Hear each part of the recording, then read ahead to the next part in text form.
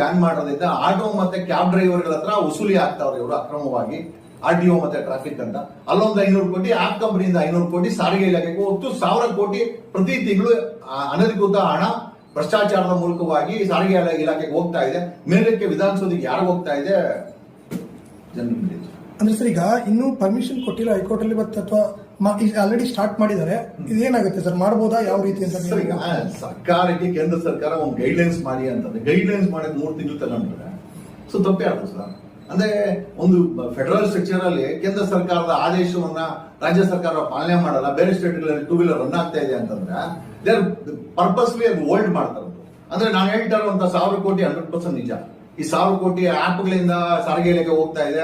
ಈ ಕ್ಯಾಬ್ ಮತ್ತೆ ಆಟೋಗಳಿಂದ 500 ಕೋಟಿ ಅಂತ ಹೇಳಿದ್ರೆ ಮೋಸ್ಟ್ಲಿ ಈ 1000 ಕೋಟಿ ಈಗ ಬಿಟ್ಬಿಟ್ರೆ 1000 ಕೋಟಿ ನಿಂತೋಗುತ್ತಲ್ಲ ಅಕ್ರಮವಾಗಿ. ಸೊ 1000 ಕೋಟಿ ಬರೋ ದಿನ ಬರ್ಲಿ ಬಿಡು. ಈಗ 2 ತಿಂಗಳಂದ್ರೆ 2000 ಕೋಟಿ ಆಯ್ತು. ಸೊ ಲಾಸ್ ಅಲ್ಲ ಅವ್ರಿಗೆ.